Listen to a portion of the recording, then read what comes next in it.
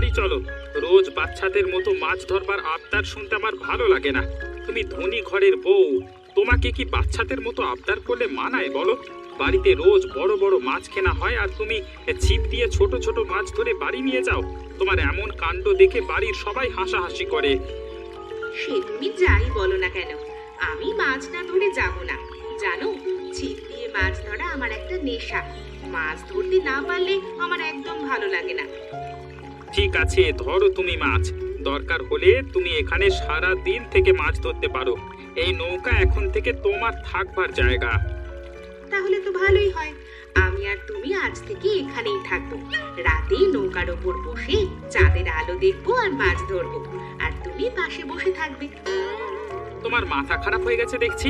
বলে কি না এখানে রাত থাকবে? নৌকার উপর কারা থাকে জানো? যাদের ঘর বাড়ি নেই তারা।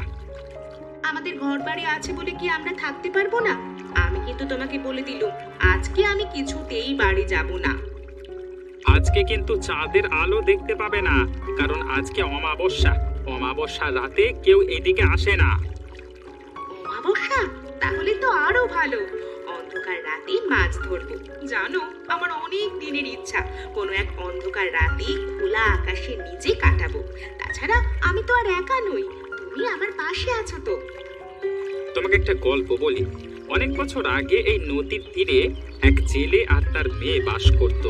জেলের মেয়ে দেখতে খুবই সুন্দরী ছিল। এক ডাকাত সর্দার জেলের মেয়েকে বিয়ে করতে চায়। জেলের মেয়ে সেই বিয়েতে রাজি ছিল না। সেই রাগে ডাকাত সর্দার জেলের ঘরে আগুন ধরিয়ে দেয়। তারপর থেকে রাতের বেলায় এখানে কেউ আসলে ওদের কান্না শুনতে পায়। সত্যি নাকি? তাহলে আমি আসবো না, চলো বাড়ি যাই। আমার যেন কেমন ভয় ভয় লাগছে।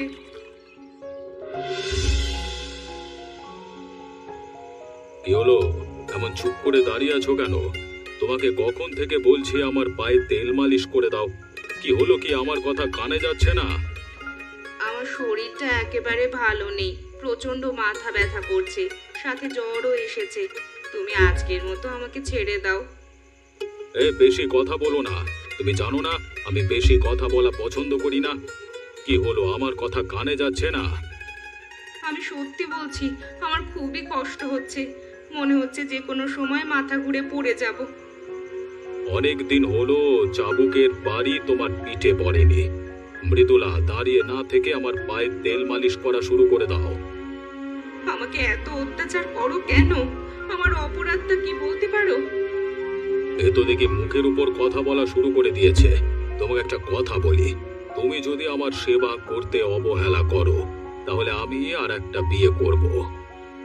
তুমি বিয়ে করবা সেটা তোমার ইচ্ছে, আমার সাথে বলার কোনো দরকার নেই। আমি তোমার বউ হলেও আমি এই বাড়ির দাসী। তুমি আমাকে দাসীর মতো করেই রেখেছো। তোমার মতো মেয়েদের দাসী রূপে বেশি মানায়। আমি যে তোমাকে বউয়ের মর্যাদা দিয়েছি, এটা তো তোমার 7 জন্মের ভাগ্য। বিয়েটা কিন্তু তুমি আমাকে পছন্দ করেই করেছিলে। মনে নেই আমাদের গ্রামে কি একটা কাজে গিয়ে আমাকে দেখে বিয়ে করে নিয়ে এসেছিলে? বিয়ের কয়েক মাস তো আমার রূপে তুমি মগ্ন ছিলে। তোমার নাকি শরীর খারাপ। শরীর এত খারাপ হলে মুখ দিয়ে কথা বার হচ্ছে কি করে? হয় আমার পায়ে তেল মালিশ করো, না হয় আমার চোখের সামনে থেকে চলে যাও।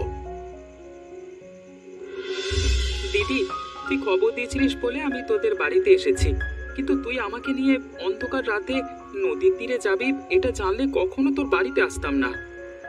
আরে বাবা, ভয় পাচ্ছিস নাকি? ভয়ে কিচ্ছু নেই, আমি তো আছি। আজকে তোকে দারুণ একটা জিনিস দেখাবো। এমন অন্ধকার রাতে কার না ভয় পায় বলতো? অন্ধকার রাতে তোর যখন এতই নদীর তীরে যাওয়ার শখ, রবিদার সাথে যেতে পারতিস। আরে তো রবিদা যাবে না বলেই তো তোকে সাথে করে নিয়ে যাচ্ছি। এত কথা না বলে চুপচাপ আমার সঙ্গে চল তো। দিদি, আমি কান্নার শব্দ শুনতে পাচ্ছি। তুই শুনতে পাচ্ছিস? তবে কান্নার আওয়াজটা ঠিক কোন দিক দিয়ে আসছে বুঝতে পারছি না। আমার কানেও কান্নার আওয়াজ আসছে, তবে আওয়াজটা ঠিক নদীর তীর থেকে আসছে। আমার মনে হয় তো রবিদা যার কথা বলেছিল সেই কাঁদছে। কার কথা বলছিল রবিদা? আমাকে বল দিদি, নইলে যাব না। তো দাদা আমাকে একজন জেলে আর তার দুঃখী মেয়ের গল্প শুনিয়েছিল। আমার মনে হয় সেই দুঃখী মেয়েটা কাঁদছে। জানিস গোপাল, যখন গল্পটা আমার সঙ্গে বলেছিল তখন আমার খুব ভয় করছিল, তবে পরে চিন্তা করে দেখলাম ভয় পেয়ে কোনো লাভ হবে না। আমাকে নদীর তীরে যেতে হবে, তারপর ওই মেয়ের সঙ্গে দেখা করতে হবে। দিদি, আমরা তো চলে এসেছি, কিন্তু কাউকে তো দেখা যাচ্ছে না। অন্ধকার রাতে দেখবি কেমন করে? তুই চারিদিকে টর্চ লাইট মার, নিশ্চয়ই দেখা যাবে। দেখ, নৌকার উপর কে যেন বসে আছে, মুখ নিচু করে আছে, মুখটা ঠিক দেখাও যাচ্ছে না। ওমা, মৃদুলা দিদি, তুমি এখানে কেন? এই দিদি দেখ, তোর বড় যা এখানে বসে কাঁদছে। সত্যি কি তুমি, নাকি আমি তোমার রূপে অন্য কাউকে দেখছি? ও দিদি, তুমি কথা বলছো না কেন? এই অন্ধকার রাতে এখানে বসে কাঁদছো কেন? মৃদুলা দিদি, তুমি বাড়ি চলো, তারপর বাড়ি গিয়ে শুনবো তুমি কেন এখানে বসে আছো। তুমি আমাকে বিয়ে করেছো, এটা মনে হয় এ বাড়ির কেউ ভালোভাবে নেয়নি। আমাকে এই বাড়িতে নিয়ে আসা তোমার একদম ঠিক হয়নি। এটা আমার বাড়ি, এ বাড়িতে আমি যাকে ইচ্ছে নিয়ে আসবো। আর একটা কথা, তোমার সাথে কেউ খারাপ ব্যবহার করলে আমার সাথে বলে দেবে। আমি একটু খাটের ওপর বসি, অনেক দূর থেকে এসেছি তো, তাই আমার খুব কষ্ট হয়ে গেছে। তুমি বিশ্রাম করো, এ বাড়িতে তোমার সেবা করবার জন্য লোকের অভাব নেই। আমি এখনই মৃদুলাকে ডাকছি। মৃদুলা, কোথায় তুমি? এইদিকে এসো তো। কেউ তো আসছেই না। ওগো, তুমি আমার মাথায় হাত বুলিয়ে দাও, আমি এখন ঘুমোবো। আমার মাথায় হাত বুলিয়ে না দিলে আমার আবার ঘুম আসে না। ঠিক আছে, আমি তোমার মাথায় হাত বুলিয়ে দিচ্ছি। এবার কি তোমার ভালো লাগছে? বেশ ভালো লাগছে, তবে আমার মায়ের মতো না। আমার মা মাথায় হাত বুলিয়ে দেওয়ার কিছুক্ষণের মধ্যেই আমার ঘুম চলে আসে। ও, আর একটা কথা তোমাকে বলতে ভুলে গেছি। আমি ঘুম থেকে উঠে ফলের রস আর ডিম সেদ্ধ খাই। খাবারে অনিয়ম হলে আমার মাথায় আবার ঠিক থাকে না।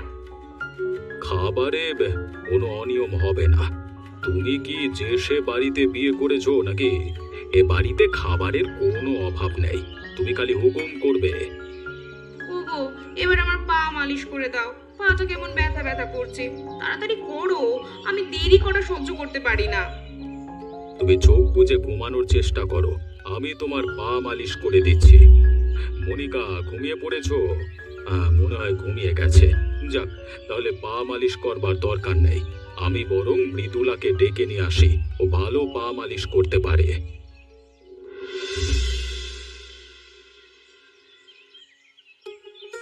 দিদি, তুমি দাঁড়িয়ে আছো কেন? আমাদের সাথে বসে জল খাবার খাও। এসো দিদি। বৌদি সবার সাথে খায় না, সবার খাওয়া শেষ হয়ে গেলে তারপর খায়। বৌদির নাকি সবার সামনে খেতে লজ্জা লাগে। লজ্জা করবে কেন? আসলে তোমরা কোনোদিন বলনি তাই খায় না। দিদি এসো, আজকে আমরা একসঙ্গে খাবো। মনিকা আর তোর দাদার খাবার ঘরে দিয়ে আসতে হবে, দেরি হলে তোর দাদা বড্ড রাগারাগি করবে। যে লোকটা তোমাকে ঘরে জায়গা দেয় না, তার জন্য তুমি খাবার নিয়ে যেতে পারবে না। কি বলছো তুমি?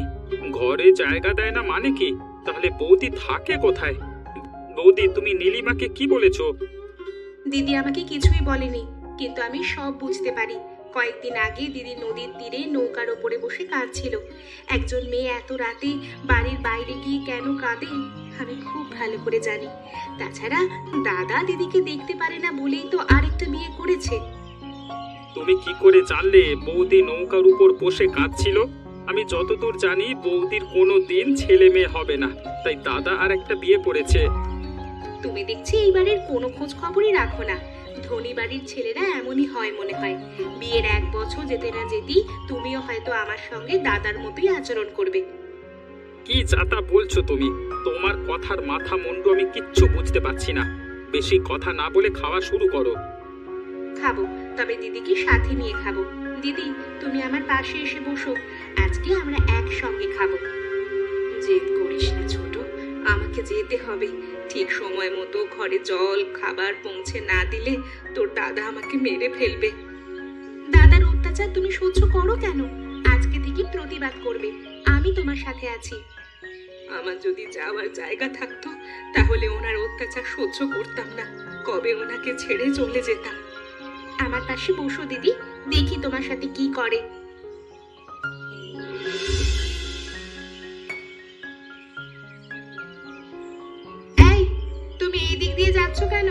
দেখছো না আমি মুখে ক্রিম লাগাচ্ছি? আমাকে দেখেই তুমি এদিক দিয়ে যাচ্ছ। সুন্দরী মেয়েদের দেখলে মাথা ঠিক থাকে না, তাই না? তা তুমি এখানে বসে মুখে ক্রিম লাগাচ্ছ কেন?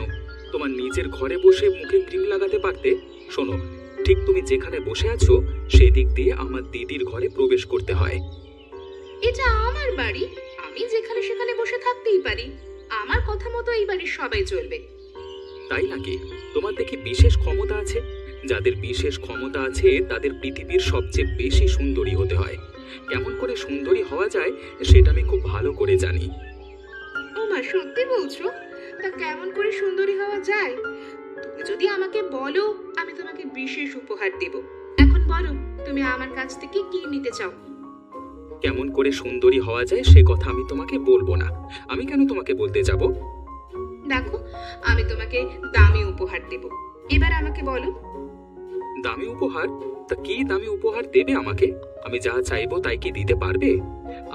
তুমি রোজ সকালে নিজের জল খাবার নিজে তৈরি করে খাবে, আর মতিলাল দাদাকেও জল খাবার তৈরি করে খাওয়াবে। এ তো খুবই সহজ কাজ, কিন্তু আমি তো জল খাবার তৈরি করতে পারি না। পারো না বুঝি? তাহলে আমিও বলবো না। ঠিক আছে, আমি যেমন পারি তেমনই তৈরি করব। নিজেকে সেরা সুন্দরী হতে হলে আমাকে যে সব মানতে হবে। এবার বলো, আমার যে আর দেরি সহ্য হচ্ছে না। রোজ সকালে গরুর গোবর সমস্ত মুখে লাগাতে হবে। পরপর 15 দিন লাগালে তুমি সেরা সুন্দরী হতে পারবে। আরেকটা কথা, আমি তোমার মুখে গোবর লাগাতে বলেছি, এ কথা কাউকে বলা যাবে না। গোবর? থু, আমার তো গোবরের কথা শুনেই এখনই বমি চলে আসছে। তাহলে মুখে মাখবো কেমন করে? তুমি ভেবে দেখো কি করবে। এখান থেকে সরো, আমি দিদির ঘরে যাব। দিনে মাছ ধরো ভালো কথা, কিন্তু রাতেও তোমাকে মাছ ধরা লাগবে এটা আমার একদম ভালো লাগে না। তোমার এই পাগলামি কবে বন্ধ হবে বলো তো? সবসময় দেখে আসছি পুরুষ মানুষ ইচ্ছা পূরণ হয়। আমি মেয়ে বলে কি আমার কোনো ইচ্ছের মূল্য নেই? আমি সিদ্ধান্ত নিয়েছি, এখন থেকে রোজ রাতে মাছ ধরতে যাব, আর তুমি আমার সাথে যাবে। আমি তোমার সাথে যেতে পারবো না। পারলে তুমি তোমার ভাইকে সাথে নিয়ে আসবে। ও যখন এই বাড়িতে থাকবে তখন নিয়ে আসবো, তাছাড়া ওকে আমি নিয়ে আসতে চাই না। আচ্ছা, সে জেলের মেয়েকে কোথায় দেখা যাবে বলো তো? আমি দেখতে চাই। দূর বোকা, আমি তোমার সাথে বানিয়ে বানিয়ে গল্প বলেছিলাম। তুমি কোনটা সত্যি আর কোনটা মিথ্যে এটা এখনো বুঝতে শেখোনি। মেয়েরা যে পুরুষদের তুলনায় বোকা হয় তুমি প্রমাণ করে দিলে। তুমি আমাকে বোকা বলবে না। মতিলাল দাদার অন্যায় দিদি সহ্য করে বলে আমি তোমার অন্যায় সহ্য করব এটা ভেবো না। তুমি সব সময় দাদাকে টানো কেন? আমি কি কখনো তোমার সাথে খারাপ ব্যবহার করি? এত রাতে তোমার কথা মতো আমি নদীর তীরে যাচ্ছি। কোন স্বামী তার বউয়ের এমন পাগলামি সহ্য করে বলো? আমি পাগলামি করি? ঠিক আছে, আমার সাথে তোমাকে যেতে হবে না। আমি একা একা সারা রাত ধরে নৌকার উপর বসে মাছ ধরবো। রাতে ছেঁচি পোকার ডাক শুনবো আর মাছ ধরবো। এত সাহস ভালো না। বেশি সাহস দেখাতে গিয়ে দেখবে ভূতে তোমাকে তুলে নিয়ে যাবে। হ্যাঁ, গভীর রাতে তুমি ভূতের কথা বলো না তো। এই দেখো, কথা বলতে বলতে একেবারে নদীর তীরে চলে এসেছি। আমি নৌকায় বসে মাছ ধরি আর তুমি পাশে বসে থাকো। তুমি মুখে কি মেখেছো? কেমন যেন গোবরের গন্ধ আসছে। তোমার মুখ থেকে তো গোবরের গন্ধ আসছে। যাও বলছি, মুখ ধুয়ে এসো। কমকরে 30 মিনিট না হলে আমি মুখ ধুতে পারবো না। আমাকে সেরা সুন্দরী হতে হলে তোমাকে যে 15 দিন গোবরের গন্ধ সহ্য করতেই হবে। তোমার মাথা খারাপ হয়ে গেছে। এখন আমাকে বলো, এই বুদ্ধি তোমাকে কে দিয়েছে? যে তোমাকে এই বুদ্ধি দিয়েছে সে তোমার সাথে শয়তানি করেছে। আমাকে কেউ বুদ্ধি দেয়নি। আমি রাতে স্বপ্ন দেখেছিলাম। আমি জানি স্বপ্নের কথা সব সময় সত্যি হয়। এই নাও, তোমার জন্য জলখাবার এনেছি। আজকে আমি তোমার জন্য জলখাবার তৈরি করেছি। তুমি আবার জল খাবার তৈরি করতে গেলে কেন? মৃদুলা কোথায়? ওর সাহস হয় কি করে তোমাকে দিয়ে জল খাবার তৈরি করানোর? আরে বাবা, তুমি রাগ করছো কেন? দিদি তো বানাতে চেয়েছিল, আমি বানাতে দিইনি। এবার খেয়ে দেখো তো কেমন হয়েছে। কি করেছো? আমি এমন বাজে খাবার আগে কখনো খাইনি। খাবার দিয়ে গোবরের গন্ধ আসছে, আর কোনোদিন তুমি আমার জন্য খাবার তৈরি করবে না। আমি এত কষ্ট করে তোমার জন্য খাবার তৈরি করে নিয়ে আসলাম, আর তুমি আমার সাথে এমন করছো? ঠিক আছে, তোমায় খেতে হবে না। আবার চোখের সামনে থেকে যাও, আর ভালো করে মুখ ধুয়ে আসো। ঠিক আছে, যাচ্ছি।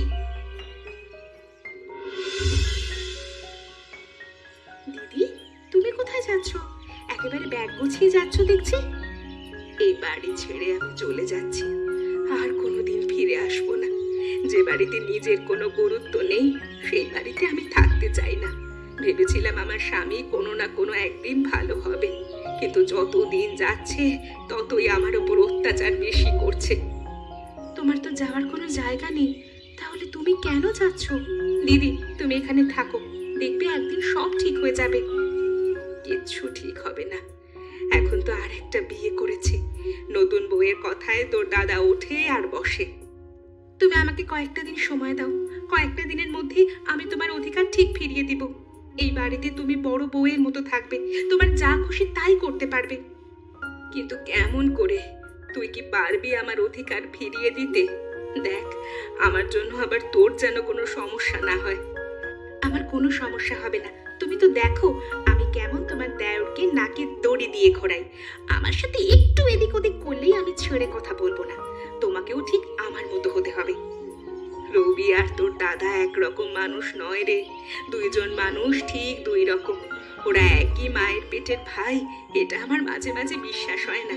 আমি যদি তোর দাদার সাথে গলা উঁচু করে কথা বলি তাহলে আমাকে বোধহয় খুন করে ফেলবে। দিদি, তুমি আমার উপর একটু ভরসা করো, তারপর আমি যদি তোমার অধিকার তোমায় ফিরিয়ে না দিতে পারি তখন তুমি চলে যেও। তুমি আমার উপর একটু ভরসা করে দেখো দিদি। ঠিক আছে, আমি তোর কথা মতো থেকে যাচ্ছি। আমাকে আজকে আবার খবর দিয়েছিস কেন? দুদিন পর পর তোর বাড়িতে আসতে আমার ভালো লাগে না। আমার তো বাড়িতে কাজ আছে নাকি? কি ব্যাপার, আজকে মাছ ধরছিস না যে? তুই আমার একমাত্র ভাই, তোকে খবর দিব না তো কাকে খবর দিব বল? ভাই, আমাকে একটা কাজ করে দিতে হবে। কি কাজ করতে হবে? তাড়াতাড়ি বল, তোর কাজ সেরে আমি বাড়িতে যাব। এত তাড়াহুড়ো করছিস কেন? এসেছিস যখন দুপুরের খাবার খেয়ে তারপর বাড়ি যাবি। ভাই, তুই আমাকে পেট খারাপের ওষুধ এনে দিতে পারবি? এমন ওষুধ আনবি যাতে পেট খারাপ হলে সহজে না সারে। পেট খারাপের ওষুধ কি করবি? তুই খাবি নাকি? আরে আমি খাবো কেন? মতিলাল দাদাকে খাওয়াবো। মতিলাল দাদা অসুস্থ হয়ে পড়লে আমার বিশ্বাস ভালো মানুষ হয়ে যাবে, তখন দিদির ওপর আর খারাপ ব্যবহার করবে না। এখনো ভালো হয়নি। আমি তো মনিকা দিদিকে রোজ মুখে গোবর মাখতে বলেছিলাম, যাতে মতিলাল দাদা মনিকা দিদিকে বাড়ি থেকে তাড়িয়ে দেয়। তাহলে তুই বলেছিলি রোজ সকালে মুখে গোবর মাখে আর ওই অবস্থায় মতিলাল দাদার জন্য জল খাবার তৈরি করে। দাদা প্রথম কয়েকদিন রাগ করতো, কিন্তু এখন আর কিছু বলে না। তাহলে পেট খারাপের ওষুধ কাজ দেবে। বুদ্ধি করে খাইয়ে দিতে হবে, জলের সাথে মিশিয়ে দিবি, তাহলে খাওয়াতে সুবিধে হবে। ঠিক আছে, আজকে আমাকে ওষুধ এনে দিবি। ঠিক আছে, এখন এখন তাহলে চল এখান থেকে। তোমার জন্য আজ আমি এত অসুস্থ। রোজ গোবরের গন্ধ নাকে আসবার কারণে আমার পেট খারাপ করেছে। এতটাই খারাপ হয়েছে, সুস্থ হওয়ার কোনো লক্ষণ দেখছি না। আচ্ছা, তুমি কি চাও না আমি সেরা সুন্দরী হয়ে যাই? আমি সুন্দরী হলে তো তোমার জন্য ভালো। তুমি বলতে পারবে আমার বউ সেরা সুন্দরী। আমার কোনো সুন্দরী বউয়ের দরকার নেই। আমার একজন ভালো বউ চাই, ঠিক মৃদুলার মতো। মৃদুলা আমাকে জান দিয়ে সেবা করত। তোমাকে বিয়ে করে আমার কোনো লাভ হয়নি, উল্টো তোমাকে আমার সেবা করতে হয়। আমি আর কোনো দিন তোমাকে সেবা করব না। তুমি আমাকে সেবা করবে না? তাহলে আমি আর তোমার সঙ্গে সংসার করব না। আজকেই আমি বাবার বাড়ি চলে যাব। তোমার যেখানে খুশি চলে যাও, তোমার মুখ আমি আর দেখতে চাই না। ও মাগো, মরে গেলাম গো, আমার পেটে খুব ব্যথা করছে।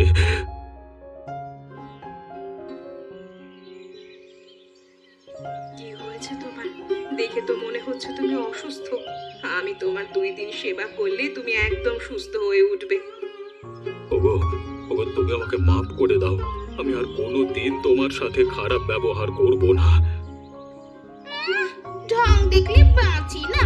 আমি চললাম, আর কোনোদিন এই বাড়িতে আসবো না। বাঁচা গেছে, আপদ বিদায় হয়েছে। তুমি তুমি আমাকে মাফ করে দিয়েছো তো? আমি তোমাকে মাফ করে দিয়েছি, তবে আবার যদি আমার সঙ্গে খারাপ ব্যবহার করো তখন তোমাকে কিন্তু শাস্তি পেতে হবে। তোমার কথা আমি মাথা পেতে নিলাম।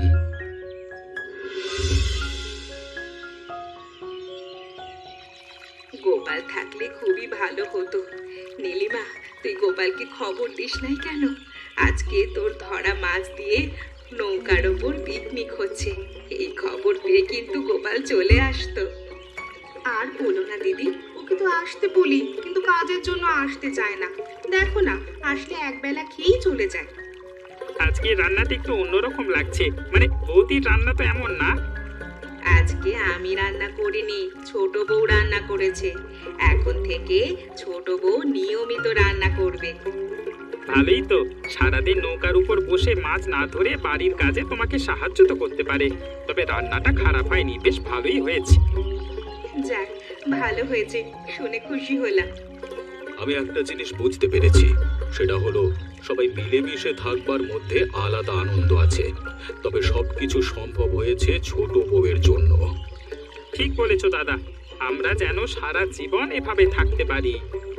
আমার একটা কথা আছে, আমি কিন্তু মাঝে মাঝে নৌকার ওপর বসে মাছ ধরবো। আমার মাছ ধরায় কেউ যেন কোনো বাধা দিতে পারবে না।